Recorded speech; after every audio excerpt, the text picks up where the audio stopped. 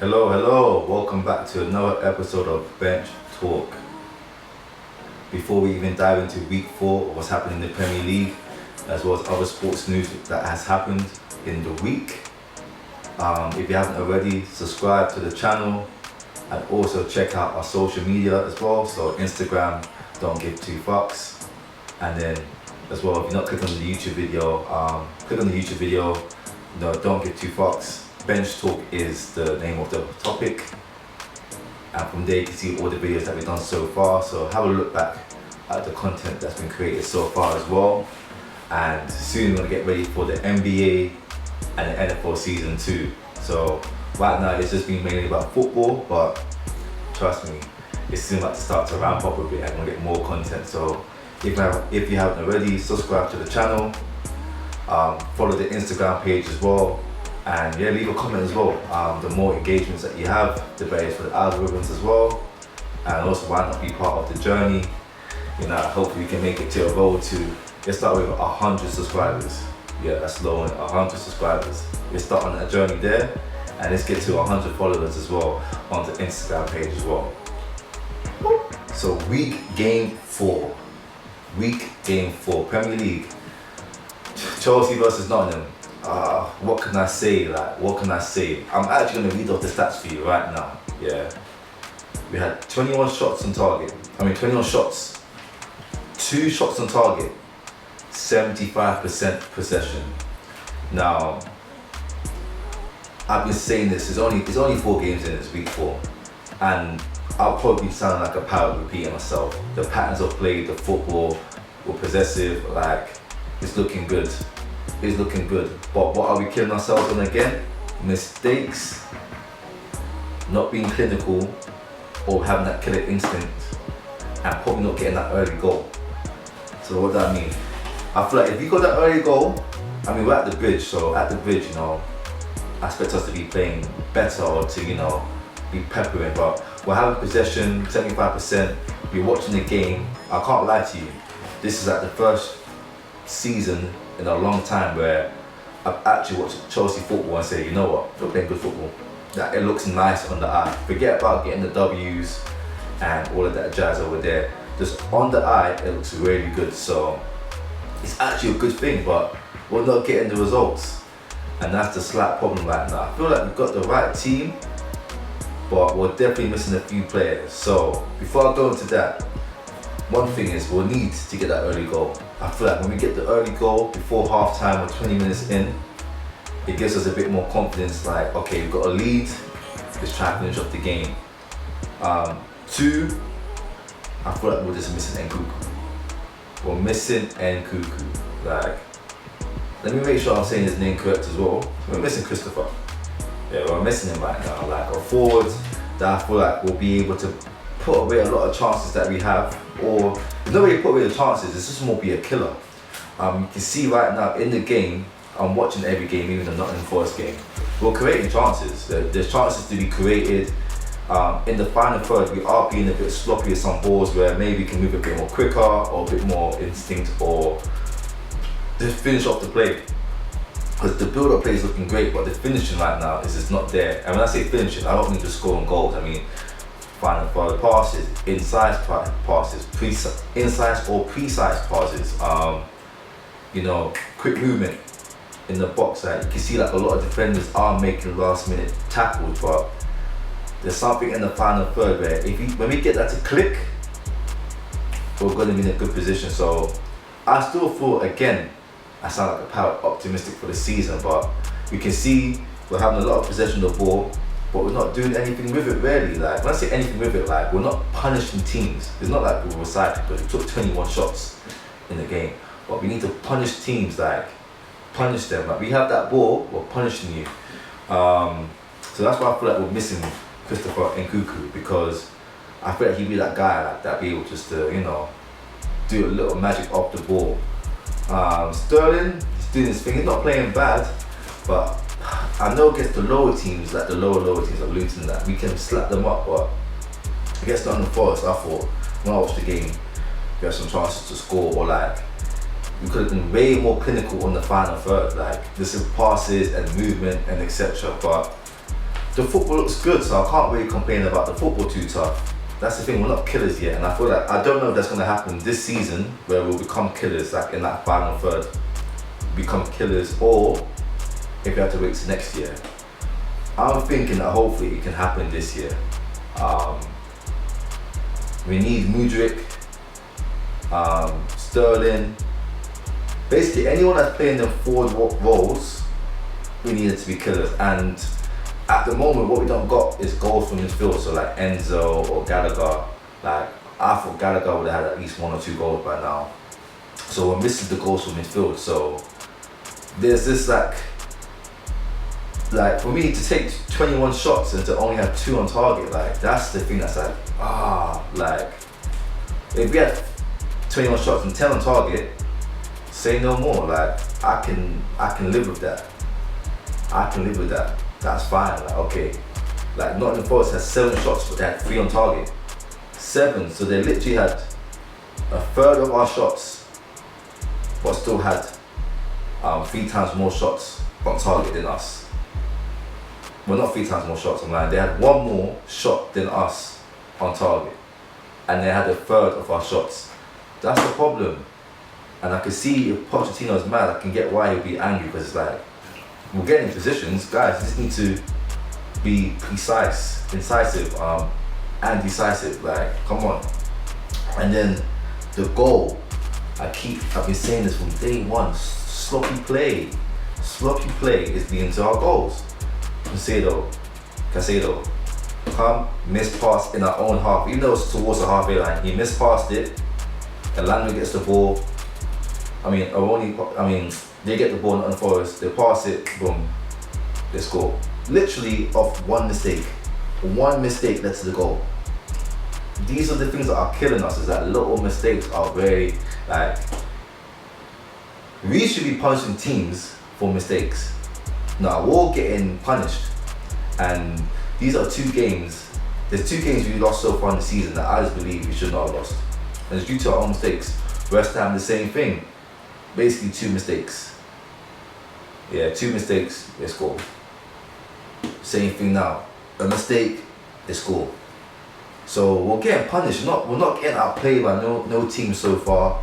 I can't say like, oh, they've been dominant. Nah, it's literally mistakes. We're creating as many chances as you can. Like, we're playing the right football, but we're just not punishing teams. And when you don't punish teams within the first 20 minutes, half an hour, or get your goal, teams can nick a goal.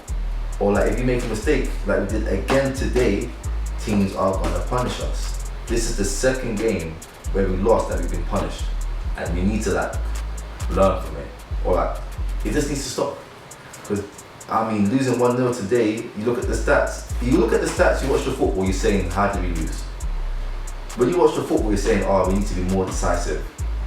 So it's good that we're going to an international break, because right now we get to like see what's going on in terms of like, work on some formation stuff, work on attacking, players can work on shooting, but you can tell for sure that our front 3 players, to be fair, Jackson, I'm happy what he's doing. He's a workhorse. But the 2 on the left and the right, Sterling, and a couple of our attacking midfielders, we just need to have them shooting boots on. That we are relying on you, innit? Relying on you. We did miss a couple of chances clear cut to score, but to be fair, I can't really blame that. We should have just won the game, innit? First half, we got to clean up, 1-2-0, boom, call it a game. Like, there's so many games I've seen this year, and the football that we're playing, that we should win 3 or 4-0. So I'm still optimistic for the season, because it's only 4 games in, 1 win, 1 draw, 2 losses. It's just more of, we need it just to click, and I have to realize as well, this is a new squad. When I say new squad, new players are playing together, getting used to each other. Or missing players like Reece James and Cuckoo or Christopher. So we're missing players that, that'll probably be starting right now as well in the squad.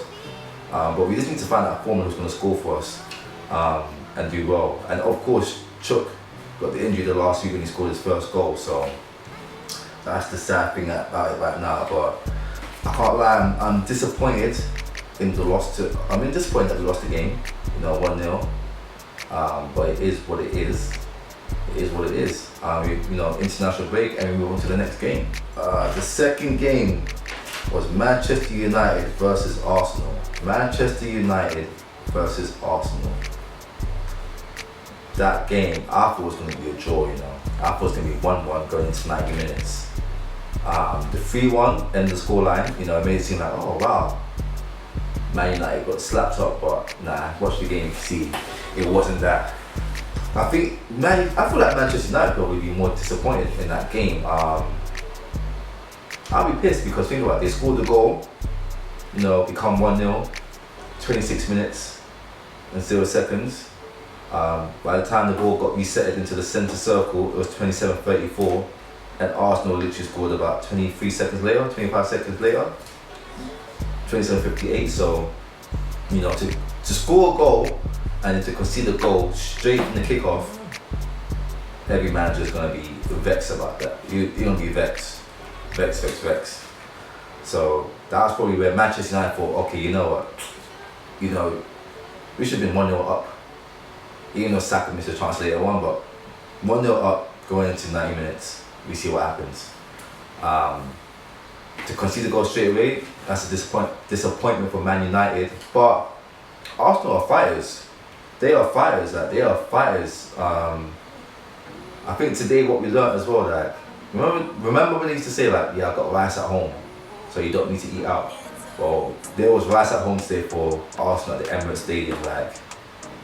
People was hungry, throwing stuff at McDonald's, Burger King, Pizza Hut, but Rice told you that, look, I told you when you get home, you're going to enjoy this rice. You might think you're hungry earlier, but if you wait till later on, you're going to enjoy the rice. And what happened? Arsenal was enjoying the rice. Came to 90 something minutes, extra time. As usual, the rice came true. It came true and made your belly feel good. And that's what happened. Rice came true, and he made every Arsenal's belly feel good that day. Boom, 2-1. And then of course Gabby, he ended it, 96 minute plus. Just to put that sprinkle to the ice on the cake, 3-1, game done. I mean, game was done from 2-1, but 3-1 is fully signature throughout the key. I mean, the thing was, the way Johnny Evans was sliding though, that was crazy. Man slid to Easton he slid from Arsenal to Manchester on that dummy. And to be fair, I don't know why he was ready to slide in the first place. You just gotta stick your leg out. I'd rather go for my leg than kind of do what he did. But he slid. It made the goal better from Jesus, and then it showed that Jesus, was a step ahead of the game as well. So you always gotta give him credit for that. Key moments of the game though, Johnny Evans and Harry Maguire end up being the centre backs, and remember it was 1-1. They come on, concede 2 goals, so we technically can blame, can add a bit of, the centre backs had a bit of, to deal with that. But I think number 2, the controversial thing was the Garnacho offside. I get it. For me, when it comes to, I feel like you need to give benefit to the forward player. So unless his head or his feet is offside, I don't believe your arm or your shoulder being up. You can't use your arm to score. The shoulders, you can kind of use it to control the ball, but that's not effect. So I feel like it should really be back to give the attacking player the advantage. Was it offside, Albion? It is offside. But that was so on the line. I missed back in the day where it's just you give advantage to the forward man. It was that close, advantage to the forward man. We want goals in the game, and it was well deserved. But it was offside. They called it. That's a different game as well. That's 2-1 going to 90 minutes. Who knows what happens? Who knows if Rice scores to make it 2-2 or does it stay 2-1? So I feel like that's a big call that happened. Overall though, Arsenal is showing that, look, they've got the winning mentality. They know how to collect the W's. Last year was a big season for them, and you can see that season from last year with the experience has helped them this year, for sure. Because now, they know how to collect the W's. fighting to the end and not crumbling. It's only 4 games into the season, but you get to see where teams are at right now and what they're doing and how they're performing. So I've got to give Arsenal their credit, even though I don't want to, that they're showing that they're a big team. Man United, I did say from my previous video that if Eriksen's in midfield starting with them, man, they're not going to win the game. So it looked like it's going to be a draw, but I knew Man United will not get the W. So I hear that they're probably disappointed because there's a few mistakes that they made which got capitalised on, and they felt they could do better. But when you really watch the game, it could have been a draw, that could have been deserved. But then, I mean, for Rice to score like that, you got to say Arsenal deserved to collect the 3 points at the end of the game. The other quick news as well, in the games was like Brighton, for example. This Ferguson guy, not the Ferguson guy, the youth, 19, got another hat-trick, Hattie on the plate. We got to say, the way Brighton is playing right now, yeah, they got their team. He might get a big move soon anyway, Ferguson, because we know how the English hype is like, you know, you're doing your thing, they're going to hype you up. You know, if he keeps scoring goals like this at this age, you're going to get the big move soon. But Matoma, and also, we got to talk about how, I don't care what no one says, Brighton got Ansu Fati. Like, he chose to go to them. Like, they play a good style of football and it makes sense why he wants to go to them. So Brighton, I had Aston Villa as my sleeper team, and to be fair, I do have Brighton finishing in my top 8, but they might actually be able to push for a bit more, you know, Brighton. That squad is interesting, to be honest with you, because they got Ansu Fati, you know, the young guy Ferguson's doing his thing for sure. Matoma's looking to take over. They got a decent midfield. They got defenders who can defend as well. So Brighton, I'm not going to say they're going to be a surprise team of the season, but they had a good year last year playing Zerbi ball, and they might be able to actually finish. Like top 6 rather than top 8. So that's a team to keep a close eye on as well, for sure. For sure. The other teams as well on the weekend, Liverpool. I knew that game with Liverpool from the weekend. Once they beat Newcastle 10-man, I feel like that's going to be a changing moment for them as well. As you can see with Liverpool, slapped them 3-0 Aston Villa. Aston Villa, you're kind of ruining my surprise team of the season, but it's okay. You guys are inconsistent. But Liverpool, they look like they're going to be a serious team again this year, and we need to keep an eye on them for sure. Like, Jurgen might be back with a vengeance, and I can see actually another good Premier League season this year, like a close table, a very close table, like a very close table. And another quick thing to get through, Tottenham again, 5-2 slapping. What did I say in my last video? They said forget about trying to get coaches or managers to win trophies. We're going back to our attacking philosophy. 1-5-2 on the weekend.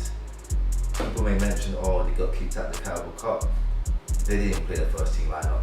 You know what I mean? They didn't play the first team lineup at all. So that's a minor for them. It's just a cup. Who cares about that McDonald's Cup anyway? That's why you haven't even really heard me mention the Carabao Cup. Because for me, obviously Chelsea wins it. I want to take it, but for me it's FA Cup, Premier League, and then Champions League, or like a European Cup. That's important.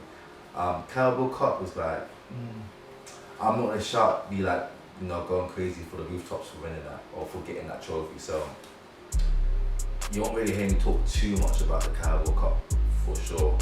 But yeah, back to Tottenham though. 5-2 slapping, playing attacking football.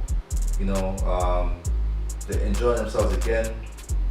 It's only 4 games in, but it's just funny how different coach, different philosophy, and it's a different mindset for sure has changed how they're playing this year. As you can see as well, defenders, the players, it's a different squad.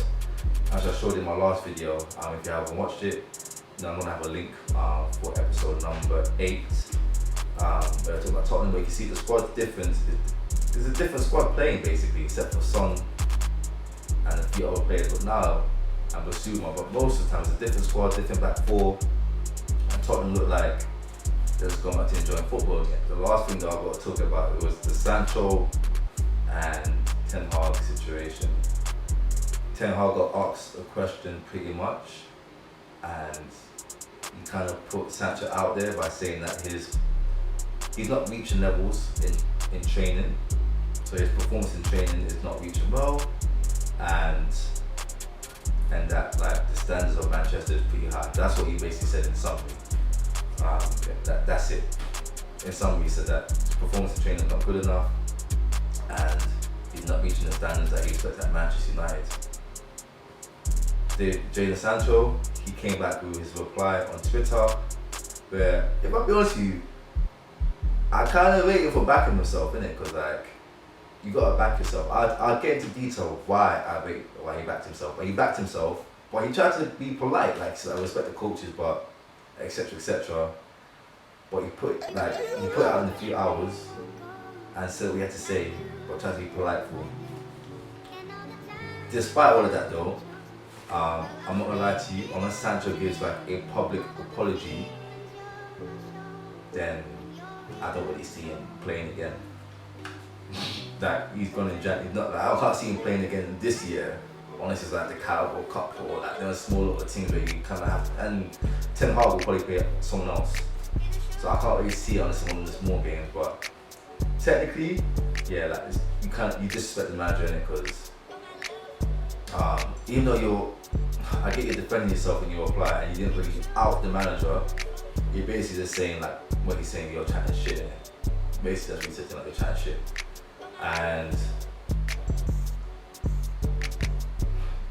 you can't do that because it's the manager, and at the end of the day, the manager gets to choose what he wants to do. So you might think you're a big player, or you might want to defend your reputation, or we all got our pride and our ego, but you can't really do that because the manager's not gonna have it. Because if he has it and then he lets you back in the squad, that it sets a precedent that you're allowed to do that. So unless Sancho comes with a public apology, that's the only way he can probably get back in the squad. And you can really see that he hasn't really, took down the tweet or nothing like that. So he's standing what he's standing on. And his reply to what the manager said was very quick. So it's not like it was a day later or something, and then you say, it's the media. Kind of reply back to the manager, to be honest with you. But I think Ten Hag has to be careful as well, because even though Sancho is mixed race in that this year, when you do dumb-ish, yeah, everyone sees you as black, yeah. And I get Sancho probably doesn't want the label like lazy.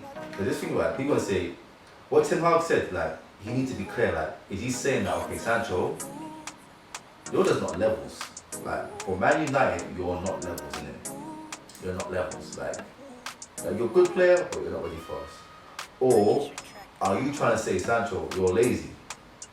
And if you say you're lazy, I'm not gonna lie, I see why Sancho backed himself in it, because let's keep it a buck. I know people don't want to keep it a buck. It gets a bit touchy, but people love to call black people lazy, especially when they don't do what they say or want them to do. Then they're lazy. Like our culture gets called lazy, very easy. Lazy or whatever, like it's an easy thing to throw out. Like, let's keep it a buck. There's other stereotypes as well, but that lazy one is probably the most annoying one as well. Like very annoying. And unless you're licking the arse in that, that's the only time they're not gonna call you lazy or you're being one of them little vanilla boys. I'm just saying how it is. You've been an Oreo and that, you'll allow it, innit? But if you're just like you get what I mean, a ninja, then they like to throw that lazy tag at you like for banter. And you gotta keep in mind Sancho's journey. They said he had the mental health thing, but forget that. They sent him away to Amsterdam basically to get his fitness up. Yeah. And then they said stuff about his attitude or timekeeping, whatever. So all these things are like stereotyped as a black person, innit? And like I said, when you're doing good, you're mixed, innit? You're mixed, but when you're doing bad, you're black. And another example of that is, I don't even need to bring this up, John today, but look at Anton Ferdinand. Anton Ferdinand is mixed. But he was quick to call him a black. See you next Tuesday, John. You get me? He was quick to call him a black. See you next Tuesday. He didn't call him a mixed. He called him a black. Even though my man is half white, half of you, John, and half black. And there's times of, desperations or etc. Their mixed kids are not black. I mean, they're not mixed. I'm calling them black. And I see why Sancho probably defend himself, because I know he's getting that lazy tag. Like, type in Sancho and lazy, you see how much things come up about, lazy style, lazy this, or attitude. Like, no, Sancho's just a bit of a ninja. Like, he wants to be a ninja. You know what I mean? And with that, they don't really like it too much. You see what I mean? You gotta know how to play the game. And I think that's where Sancho decided to defend himself, because he's saying stuff on the media, and then it's been like a kind of, since the World Cup, it's been like this. Cause remember, he went to Dortmund on a high, playing well, one of the best young players in the world, playing well with Haaland, killing the Champions League, gets his big move. He's getting his England call-ups. Like, he's making moves. Like, the dream or the plans that he had are probably going into fruition right now. Come to Man United, he's struggling a bit. Missed the penalty at the England Euros or World Cup. Everyone's calling them black monkeys, etc., etc. Getting verbally abused. And you got to realize these mixed, so it must be a bit confusing. Like, what's going on here, bro? Like, is this how they're going at me? You know what I mean? Compared to someone like Saka, who's like, yeah, these man, I'm not even surprised these man said this to me. You see what I mean? So, pick yourself up. So you can go through that, then not being fit, supposedly, etc., etc. So I can see why Sancho defended himself, to be honest with you. Just based on stereotypes that can be said about him. And yeah, should he have done it though? Probably not. But once you get that tag of being lazy, etc., etc., like, he's young as well, like 20 something, he's like below 24. That sticks with you for your whole career. It's not like it moves at all. So I feel like the Sancho thing, I'm not saying he should have kept quiet, but he's got to know there's going to be consequences to like him speaking out basically. He might not be at Man United after this, and he's just got to accept it. And where he goes next, rebuild yourself in your career, make sure that you do well. That's all you can really do, Sancho. But also, I'm not behind the scenes as well. So I don't know how Sancho is training, how he's like, I don't know anything. All you can see is just based on what's going on. But Sancho, he thinks he's hitting a level that is good, and the manager is probably saying, no, you're not, bro. But I just feel like the way he edited him out probably wasn't the right way to do it, as well. Like some people don't react well to that. You know what I mean? And if you don't care, you don't care innit? Like, imagine you can say you don't care, but to do that to him is a bit of a peak thing. So that's what you gotta go through. But yeah, anyway, thank you for watching another episode of Bench Talk. Can't lie, this whole week in the UK is super hot, so we have to do the episode like a summer thing in the vest and that. Keep it nice and cool, because there was no way I was gonna wear a shirt or a jumper and be sweating my bollocks off, no way. But in the meantime, again, check out the other episodes that we put out this week. We spoke about the England squad as well. It's internationals this week, so what I'll do is probably reload this episode up. Some snippets. Soon we're gonna be jumping on the TikTok, so in the next video you're gonna see the TikTok link.